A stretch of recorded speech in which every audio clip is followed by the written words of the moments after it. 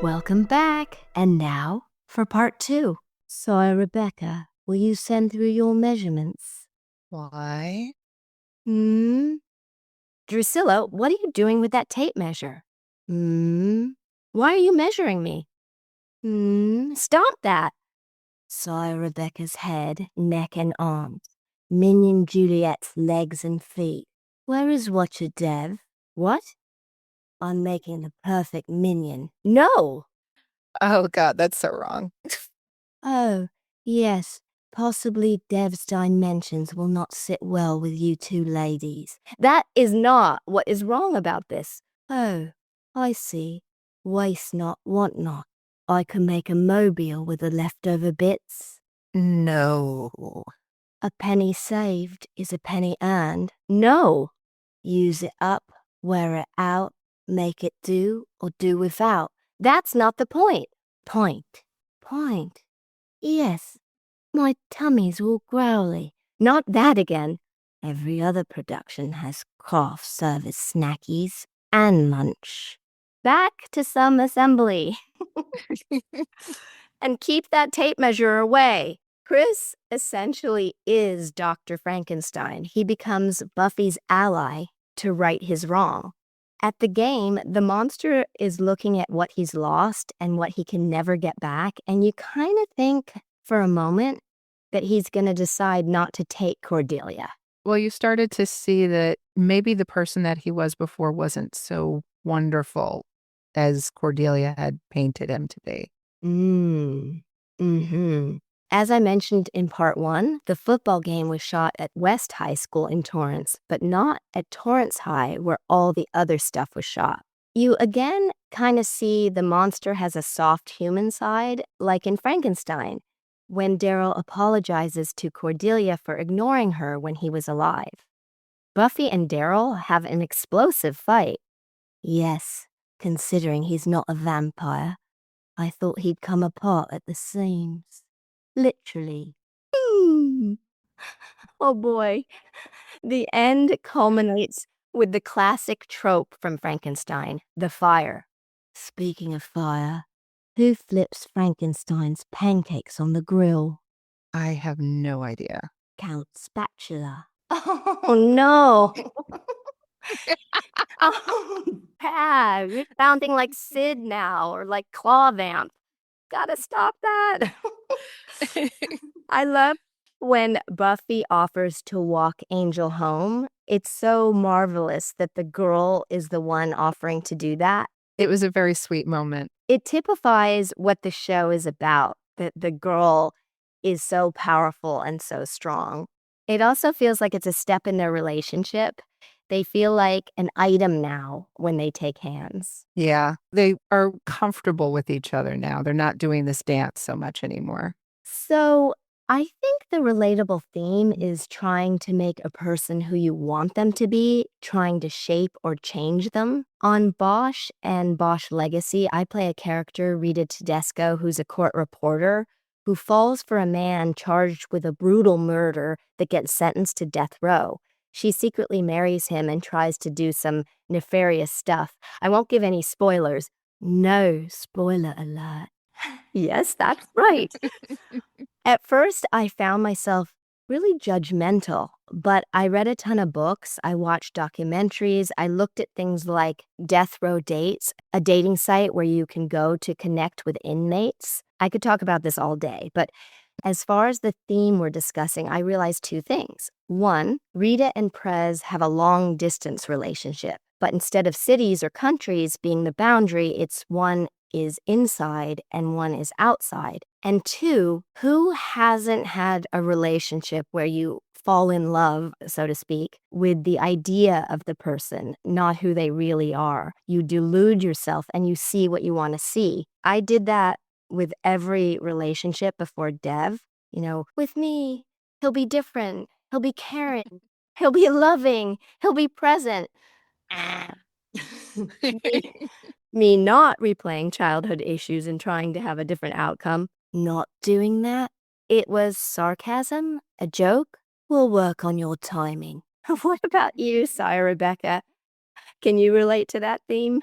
Yeah, obviously I go back to my ex, and I think with him and even with like family members or friends, at least for me, I didn't want to shape them into being something else. I looked at them and saw their qualities and saw the possibilities of what they could be and encouraged growth, encouraged interest, and started to realize much later in life that this was always going to lead to frustration and you feeling let down because you can't want something for someone if they don't want it for themselves. And did you feel like with your ex-husband that you had an idealized version of who he really was? Oh, absolutely. It was rose-colored glasses, and he was my first real relationship, so I think that one always you hold up on a pedestal no matter what, and I was so busy catering to what I thought he wanted to be and the life that he wanted that I let myself slip in the process and fade a bit into the background. So I think that's the other trap that we fall into in seeing the best of somebody and encouraging that, talking that up to other people. We end up also playing ourselves down. And giving yourself less attention and time in the relationship. Absolutely. Lessons learned. Yes, I've so been there, done that. What is the line from this episode that you would get as a tattoo? When Cordelia says, Hello, can we deal with my pain, please? and then Giles comes up. There. It's so classic Cordy. I have 3. Buffy in the library says, Add it up, it all spells duh. Buffy in the graveyard. I love when she says, I'm an old-fashioned gal. I was raised to believe that men dig up the corpses and that women have the babies. Willow in the same scene in the graveyard says, Love makes you do the wacky. and Buffy says it again with Angel later. Love makes you do the wacky. Drew, death makes you do the wacky. That's my interpretation. Well, I guess you are dead and you certainly are wacky. I thought you said no name calling. It's slander to say I'm wacky. It's tacky, especially from my lackey. How about that point? Nope, no points. We have to do the call-outs for contenders for the next battle of the Uber Buffy fans. Okay. Let's get ready to Buffy! If you want to be considered as a contender for this season's trivia battle, please email revampedpod@gmail.com. Yes, be sure to include your name, where you weigh in with your number of watch-throughs, where you're located, something interesting about you, or something you think would be good to share, and Your social media handles.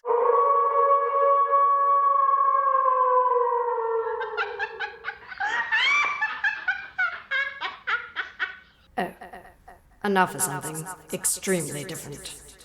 Different.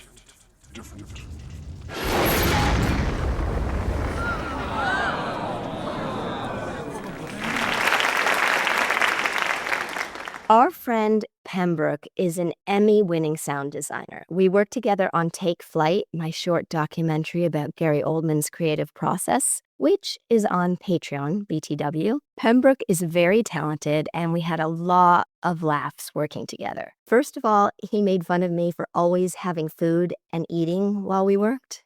Second of all, he would make fun of a sentence that I would say, which was, if I didn't like something, I would say, it's not pleasing. Or if I did, I'd say, ooh, that's pleasing. So there was a sequence in which Vaughan Williams' The Lark Ascending was being used, which is a whole other story, but I had done a temp version where I laid the music in and I wanted Pembroke, or Buddy, as I call him, to match it. The footage was beautiful. It was birds taking off on the beach at sunset. And so Buddy put it in, and I looked at it and I said, no, it's just not pleasing. And he said, it's exactly the same. And I said, it's not the same. And he kept saying it was, and I kept saying it wasn't, and I kept saying it's not pleasing. He was really exasperated, and so he made a bet with me. And he proceeded to count the frames. And then he paused, and I exclaimed, well? And he was really quiet, kept saying, well? Finally, he says, well, it is one frame off. And he moved the music over a frame, and we watched it, and I said, yes, now it's pleasing. And he looked like he wanted to hit me, and he nicknamed me Kubrick from there. So a month later, he was nominated for an Emmy for 24, and he calls me and he says, hey, Kubrick, do you want to come to the Emmys with me? On the day before we go, he reminds me, hey, Kubrick, I know how much you eat. These things are really long. Perhaps you should bring a snack with you. I'd ordered Thai food the night before, so after I'm all dolled up, I run to the kitchen. I shove some chicken sauté skewers in a baggie, and I shove the baggie into my tiny eating bag. A car picks us up. We do the red carpet. We settle in for the ceremony. About 4 hours in, it's still going strong, and I'm starving. I whisper to Buddy that I'll be back quickly. I go in the lobby. It's empty because everyone is inside, and I'm thinking, okay, I can do this fast. No one will be the wiser. I go to a very far corner. I pull out the chicken sauté, and I start to devour it. I had two, and I'm tucking into the second one, and I'm eating it like rah, rah, rah, rah, rah, rah, rah, rah, rah. Almost like corn on the cob. Rah, rah, rah, rah. All of a sudden, I hear, Juliet, is that you? And I turn around like, I don't know, an animal caught tearing the flesh off its kill. I think I still had chicken maybe hanging from my... I see it's my friend Bob with a group of 5 other people that I know. And I say, Bob. And he looks at me and he says, oh, is that chicken sauté? Oh my God. I am so hungry. Where can we get some? And I have to explain that I brought it. And Bob looks completely perplexed. He points at my incy bag and says, in there? Oh my God. And everyone bursts out laughing. And I have never lived it down to this day. I may be Kubrick to Buddy, but I will forever be Chicken McSkewer to Bob. I kid you not. That is what he calls me. Chicken McSkewer. Oh, that's perfect. It's quite a fall from Kubrick. Well, interestingly enough, sort of similar situation. There was a collection of years that I went to the Cannes Film Festival. And after the first year, I realized that there's a lot of rules on the red carpet, like about the shoes that you're wearing, about the way you're dressed. Oh, what kind of shoes can you or can't you wear? Well, they don't really go for flats. I don't know if it's adjusted in recent years, but you had to wear heels. They should make the men have to wear them too. You know, I didn't realize that the bottom of your feet could bruise until I did enough walks up and down that carpet in heels. Yeah, so I had dresses, I had heels, I had my small handbag. And the first year I realized, like, you're going into a screening, there's no popcorn, there's no candy, there's nothing. Because of the way the day would work out, there wasn't really eating before, and there definitely wasn't eating after. So the second year, I decided I was going to be smart about it, because they also like look inside your handbag when you go inside. So you can't bring food in. So I pulled back the fabric on the inside of my handbag and I started stashing candy on the inside. So I just had like Ziploc bag of a variety of candy just at the ready. So when I would go through security, I would open up my bag, nothing inside. As soon as I got inside and sat down, because it felt so unnatural to watch a movie and not have anything there. Luckily, didn't require a beverage until later. It was a variety of peanut M&Ms, like anything small. But crunchy, that might have given you away. I very quietly chewed. That's the trick. Don't chew with your mouth open and do like real slow. And then if you need to, just bring your hand up to your mouth like I'm paying attention and I'm thinking. But really, I'm just trying to make sure that there isn't like candy stuck on my teeth. Did anyone notice in your row and want some? One year I did share with a few people alongside, but it was usually people I knew. I didn't want to give candy to strangers. You know, if it was somebody I knew, I would just kind of like slip some candy off to the side. See, yours, though, is still much more normal than chicken sauté. Yeah, I now have a new level to try to up to. If I could, like, any sort of skewer in the future, I'm going to let you know right away because I think that that's pretty awesome. Just like pulling out a full skewer and just like going to town on it. Well, I never do anything halfway. Great. The missing scene that could have been in this week's episode. Hello, Inga here. I am Frau Blucher. I am Igor. We have come to assist you in the laboratory, Chris and Eric. Stay close to the candles. I put the candles back. Hey, Chris, these guys are weird. We worked with Frederick Frankenstein. You mean Frankenstein? No! Frankenstein! He was my boyfriend! Hey, no need to get upset, Frau Blucher. What is that? It's nothing. Isn't that right, Frau Blucher? Oh, am I late? Good to see you. I've missed that little fox around your neck. Higher, higher, higher! Taffeta, darling. Walk this way. That works better on camera. Darling? Yes, True. Oof. I don't know. So, this is my brother Daryl. Hello!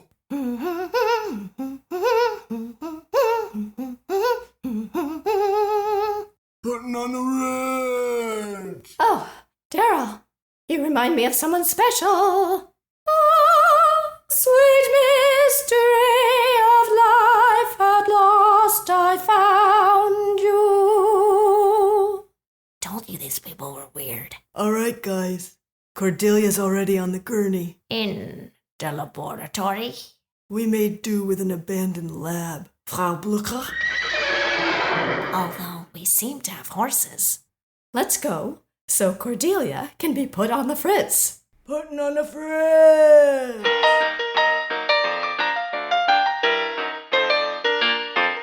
So, what is your favorite vampire superstition? That is our vampire question this time. Ooh. What is your favorite vampire superstition? Well, mine is that a vampire must be invited into your home. I think it speaks to our need for setting boundaries, even in the midst of dealing with societal norms. You know, we're always told to be welcoming, to be accommodating. And of course, you let anybody in your house. But with vampires, we're told specifically that that is something you can't do. It also reminds us that the idea of evil can't just be forced upon somebody. It's all about free will. So only when you allow evil in can it win. Mine is also being invited in. I love the metaphor of inviting evil in. Sometimes we just cross paths with evil and we don't invite it in, but sometimes we do, even if inadvertently. Often we recognize when that happens that we've seen signs, red flags, but ignored them, and we see that in retrospect. What metaphor? It's real. I can't go anywhere uninvited. My point. Ooh, that reminds me. How about that point now? Or after you do your end bit. Revamptees, please correspond with me on, I think I'm bursting at the seams like Frankie, the patriarch. Wait, what? It's very exciting. Scooby Dru in season 2. Now you sing it. I don't want to do this again. Come on, sing. Scooby Dru in season 2. Now, Sire Rebecca. Scooby Dru in season 2. Scooby Dru is coming through. Scooby Dru, it's my debut. Revamptees, please correspond with me on the Revamped with Juliet Landau Patreon page, on Twitter @Juliet Landau, on Instagram @Juliet_Landau, and on the Fans of Juliet Landau Facebook group or Juliet Landau official Facebook page. Patreon peeps to be read in the credits: Dave Hall, Fawny June Kendall, Daniel Harbour, Louise Brennan, Brandon Key, Cameron Burton, Donnie Ruskin, Madeline Pruitt, Marion Stevenson, Antonio H. Gutierrez, and Bobby Pelham. It makes all the difference because we cannot keep making the show without you. Thank you. Thank you so much. Goodbye for now, everybody. See you next time when we do it again. Do it again. Woo hoo. Tickety boo.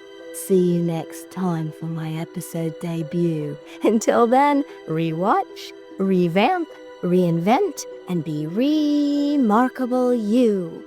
Ooh, I can't wait to view. You know who. Shh, the show is over now. Don't stew, silly boo. I mean it. It's over. It's all true, mind you. But it's time for a Jew, 'cause I say so too. Phew!